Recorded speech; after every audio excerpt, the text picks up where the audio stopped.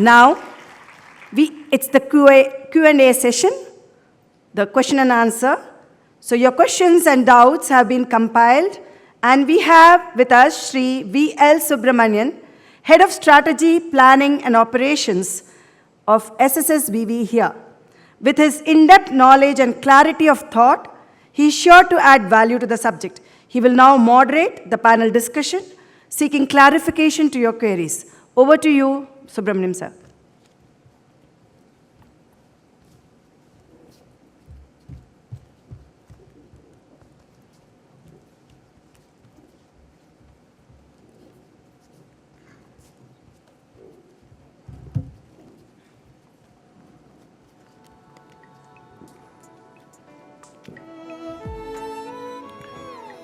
Om Shri Sai Ram.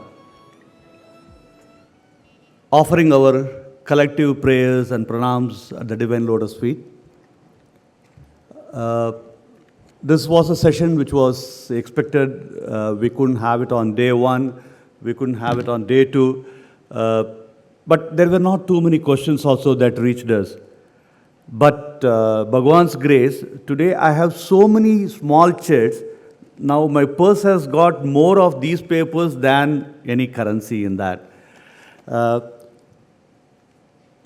I'm going to moderate, so I need people to help me respond to these questions. So I invite Sister Bharati Kaushik to come on stage. Brother Anant to join us. Sister Rajshri Natarajan. Is she here? Yes.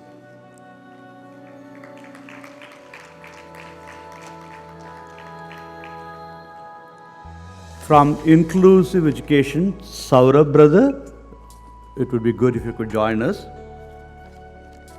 Karuna sister, if you could join us.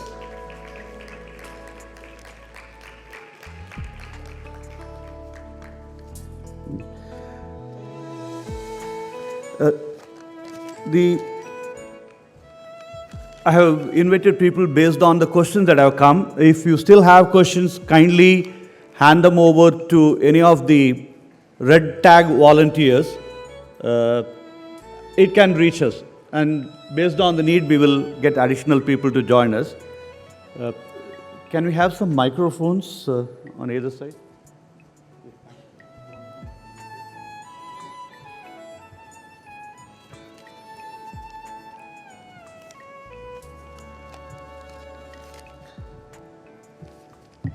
Okay, questions to Bharati Kaushik ma'am. You spoke a lot about Precious website. See, the interesting thing that happened was that even as you were speaking, people started accessing the site and they started sending me a screenshot. So one of our volunteers, she sent me a screenshot saying that, hey, listen, I'm not unable to register because it says options are only special educators and teachers. I am curious, as a volunteer, can I try to log in, understand more of it? If there are any parents who have children with special needs, can they access it? So that's a question. Is that possible?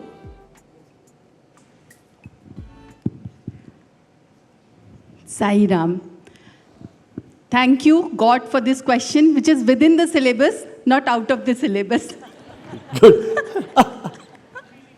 Yeah, feeling relaxed. Then question paper is in the language which I understand. So as far as Precious goes, it has 3 stakeholders who can work on it: the principal or the head teacher, the regular teacher, and the special educator. Right? Now, as a volunteer, if you want to work on Precious, the app per se, you may not be able to work on it because it is specially designed for these 3 stakeholders. But if you want to become familiar with the working of Precious, the e-book, flipbook, PDF is downloadable from the flash screen of the Precious app. So get familiar with the booklet and try using it using pen and paper for your individual cases and causes. These internal check and balances was required because Precious is being used at Pan India, and we needed this internal check and balance to protect the data of students, especially data related to children with special needs. So Thank you, ma'am. thank you for this question. I hope this answers the question whoever asked me that. So Hasni ma'am, I request you also to join. There is something for you also. You could respond. To Brother Anant, based on his conversation, his talk, less resilience, more resistance. Are we mistaking rigidity for resilience and hence resisting change, which is a losing battle? How can we differentiate between rigidity and stability? So this is the question. I think it may require some clarification because we were discussing that question itself may require some clarity. Sairam, thank you. There are two questions in this one question, right? So one is about rigidity and resilience itself. And the second one, if you can, brother, can you? Are we mistaking rigidity for resilience? That's one, and hence resisting to change. Can we differentiate between rigidity and stability? Rigidity and stability. Okay. Now, we are talking about rigidity here. It's a conditioning. Rigidity is a prejudice, a perceived conditioning in ourselves. But resilience is about the ability to bounce back. These two are pretty different. If you are molding ourselves into some conditioning, that's rigidity. And that's why I was mentioning about mindset is not the right phrase, because mind should never set. If it sets, that's a condition. Right? So we should be conditionless. And hence we are looking at a resilient mind, which is able to apply itself and then withdraw back as the need deems it fit. So that's very crucial in the current times, because we need adaptive mind, we need a equipoised mind, and that's the second one. The second part of it, the stability that I was mentioning there is about the mental equipoise. If there's an inner equilibrium, then there is a clarity. And that clarity will lead you to decide when to apply your mind and when not to apply your mind. Because Bhagavan keeps telling us that we are not the mind, we are not the body. Right? So we have to disassociate from that and then need to learn to apply the mind and not apply the mind when it's not required. So that's how it is defined. So rigidity is to conditioning, resilience is to bouncing back, stability is to mental equipoise or mental equilibrium. Right? So if we can practice this, then the leadership acumen develops. Because for leadership, clarity is essential. And with clarity, decision making will be near perfect. That's what I was mentioning there. Thank you, brother. An additional question to you. To me, it sounds like a tricky question, but you have batted on all kinds of wickets. Are there industrial leaders who recognize that the cycle of every quarter showing some 15%, 20% kind of a growth year on year is not sustainable? How do the business leaders, they feel about it? See, if you look at successful businesses which have been sustaining themselves for a long, long time, they have been investing more on new knowledge. Okay? And that's where, these are the organizations where you see investment into research. Now, they are not looking at their P&L statements or the growth in terms of value defined as a commercial 15% or XYZ. So it is about how to keep the competitive advantage ahead into the future. What is the future likely to be? So there is always a willingness to change from within so that the outside change can be met. In the business school words, they say that if the change outside is faster than the change inside an organization, the organization is supposed to perish. Right? It will not maintain its sustainable or competitive advantage. So hence, when business leaders are going to look at only the P&L statements, 15% growth or whatever growth, then it's bound to fail. It's not going to be success. So how we are going to invest in people and how we are going to invest in what the future is, then the whatever growth is taken care of by default. Thank you, brother. Thank you. There are some few questions for Sister Ambika also. I request you to join us, sister. Okay. Back to Sister Bharti. ADHD is fast growing.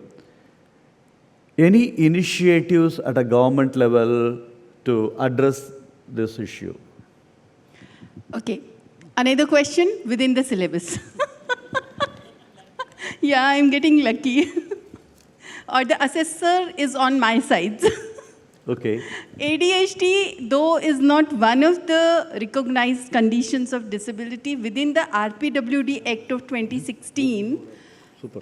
But still, since there are children in the classrooms who have some form of specific learning disability, and ADHD, attention deficit hyperactive disorder, and another disorder similar to this is ADD, wherein we have attention deficit disorder. They both are there and they are being witnessed by teachers in growing number among the children sitting in the classrooms, inclusive mainstream classrooms. So as such, whatever provisions of Samagra Shiksha are there, they are applicable to these children also under the umbrella of SLD, but we are not recognizing them separately as ADHD or ADD. So this is it, and the mantra to address the concerns is response to intervention. Like, you think of a plan, implement it, and see how the children are responding to it. So response to intervention works wonderfully with these children. Thank you. Thank you, sister. There's a question for Indukuma ma'am, but since she is not there, it's on FLN. I request Sister Rashri to respond to this. Gamified assessments, what and how? Is it gamified assessments? What and how? What does it mean? How does it work? Or how do I implement? Okay. Gamifying assessments. I think we should first, even if you say Nipun Bharat, though we talk about formative assessments, gamified assessment, we should not see it as actually a separate assessment. What Nipun Bharat reiterates repeatedly is like a continuous observation of children. The entire focus is about lakshyas and learning outcomes and continuously observing the children. The assessment may be a separate activity or it can be part of the observation of the child, observing the child as part of the classroom interactions. And also the intention of assessment here is not to tag the child. The intention here is to see whether our methods are working. So it's actually a feedback mechanism for the teachers to continuously observe and fine-tuning the learning teaching practices. So that's exactly what Nipun Bharat is trying to say. And yes, I have stalwarts of NCRT. I don't know why I'm asked to step in for Professor Indukuma ma'am here. Sorry.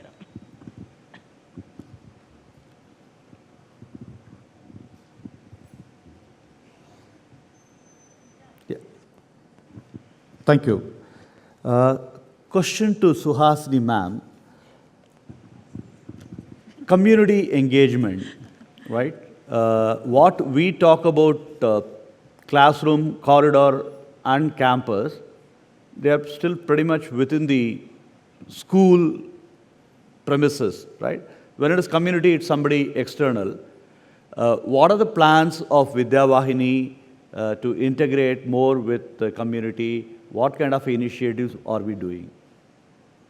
Okay, so this question pertains to Vidyavahini's community initiatives, am I right? Yes, sister. Yeah, okay. So to start with, the very first one that we did, any school that we approach, for the school, we are the community. So that itself becomes a huge initiative from our end, that we are creating content, training the teachers as a part of community. For the school, I am community, and therefore that is one. Secondly, our SOW, that is Space on Wheels program, which we are taking to schools across the country, is another initiative in that. The third part of it is, I mean, all these are partnerships that we are reaching out from the community angle. Thirdly, our initiatives with the our CSR partnerships, through our CSR partnerships, also come into the same category of being our reaching out to the community, which is not a part of our campus. I mean, if understanding our campus means within our own stakeholders inside us. So in every one of these, whether it is content training, teaching aids, or reaching out through CSR partnerships, we are expanding on every one of them wherever there is a feasibility factor. Yeah. Yeah. Yeah, I'll part it. There is something that Karuna sister would want to add. Yeah. Please, sister, please go ahead.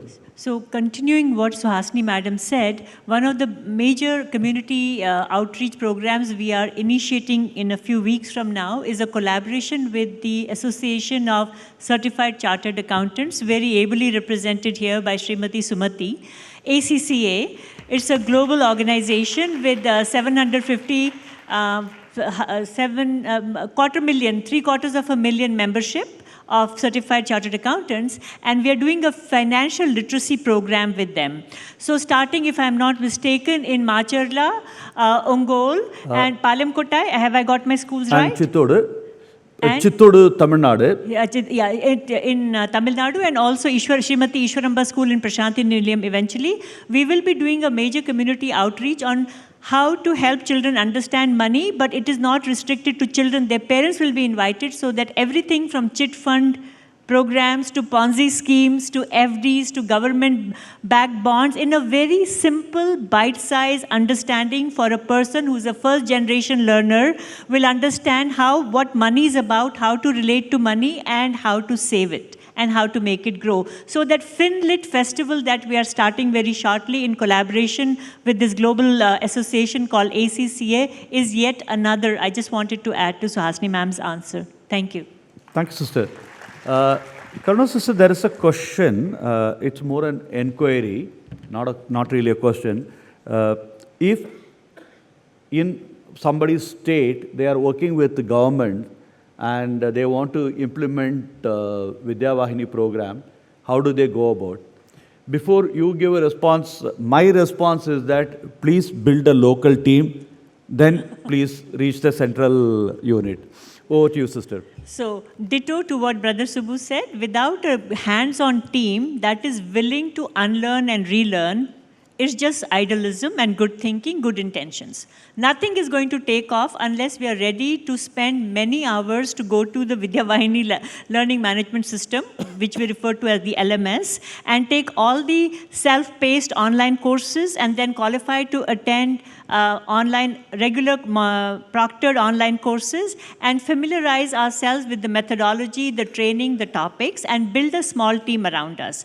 And if you can then identify where the need is and which is this team. Now, earlier, Brother Anand said, and that is my favorite line, Bhagwan doesn't need our ability alone. He needs our availability.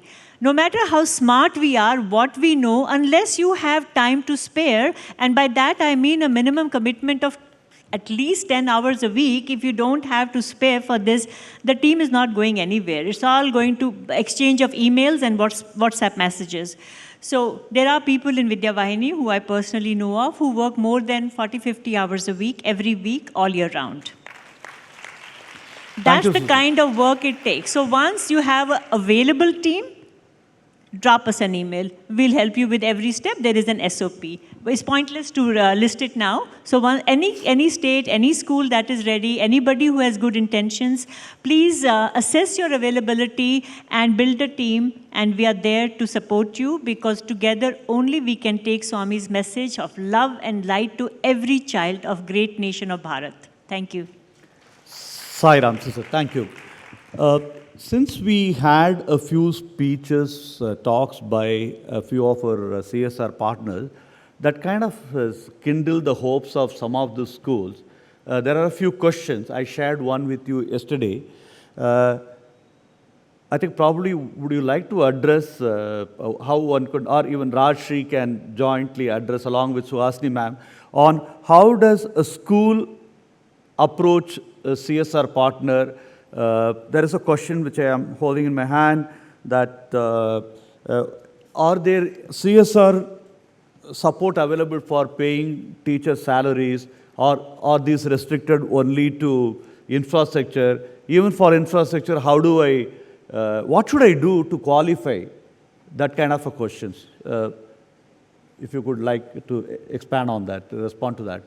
Sure. Yesterday in his presentation, our alumnus, Brother Ramesh Kunath, who is the Chief of Operation for PricewaterhouseCoopers in India, he spoke of something that really gladdened my heart, and I'm very sure Bhagwan is very pleased about it. He said Vidyavahini doesn't go out seeking CSR. It is the corporates that come to Vidyavahini to associate with it. And it takes adherence to Bhagwan's principles of high integrity, transparency, accountability to build that kind of a sterling reputation.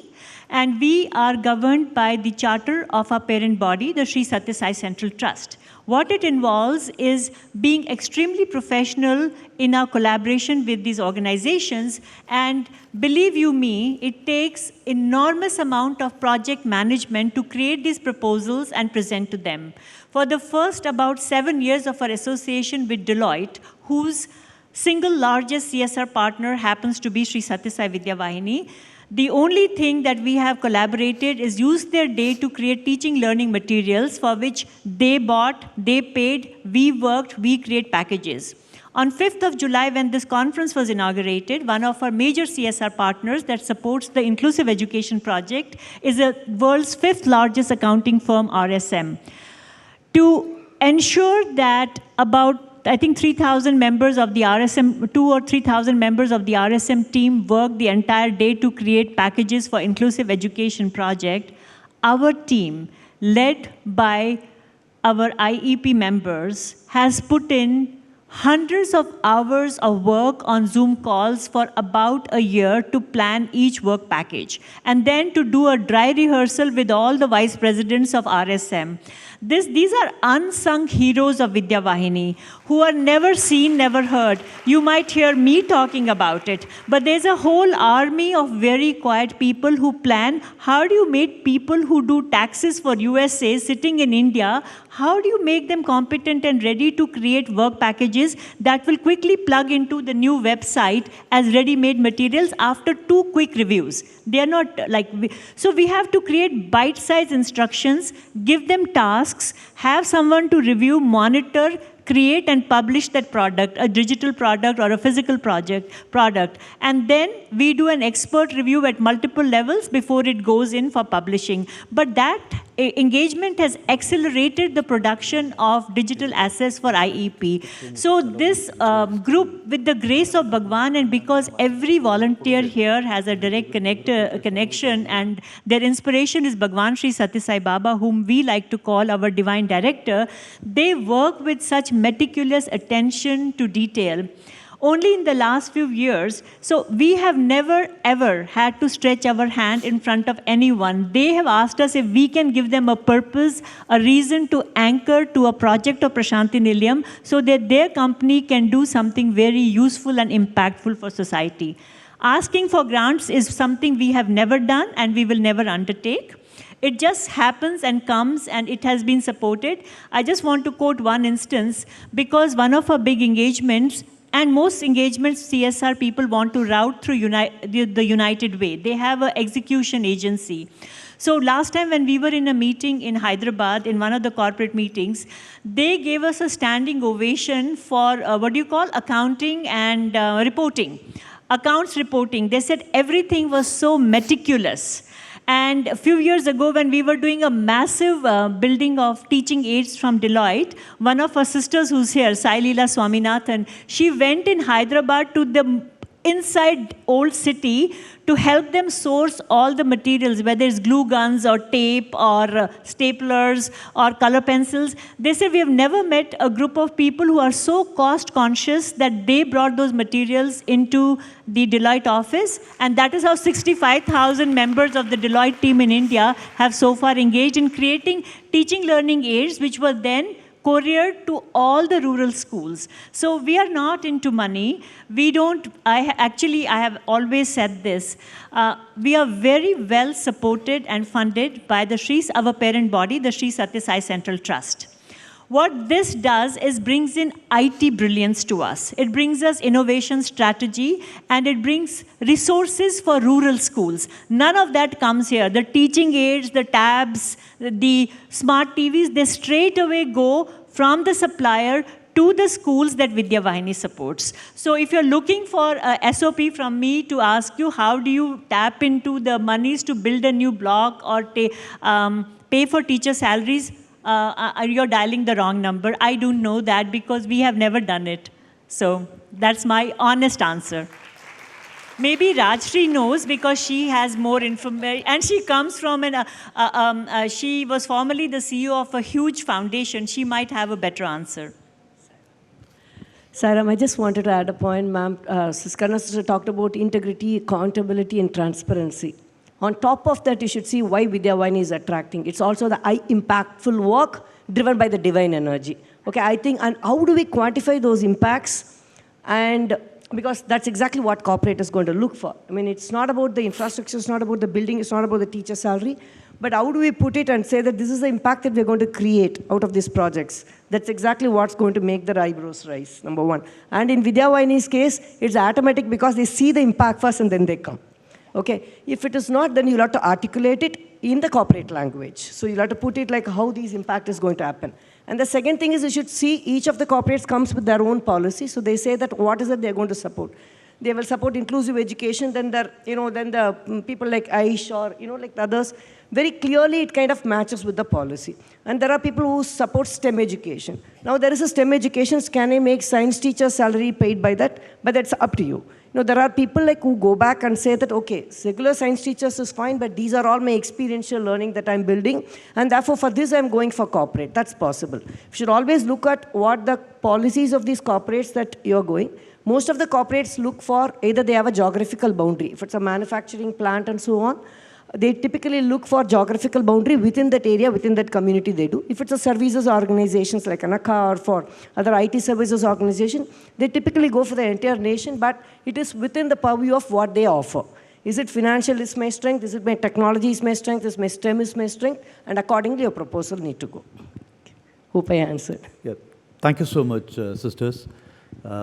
We have many questions, but we ran out of time because it's already 1 o'clock. The food counters will be closing soon. So I'm stopping here, but your questions are valuable. This is what we would try to do. Please, you are all part of the WhatsApp group. I would request all the panel people who are here to respond to the questions in the group so that everybody gets a response to the questions you have. We will also explore with Hari brother on the new website whether we can build a Q&A and bring these questions, because these questions we can slightly modify to make it as a generic kind of a questions. We can provide a Q&A module there. We will try to work on that. But we will try to get you the answers to these questions in the next couple of days through WhatsApp in the same groups. Do not leave it. Thank you so much. Thank you, panel members. Sai Ram.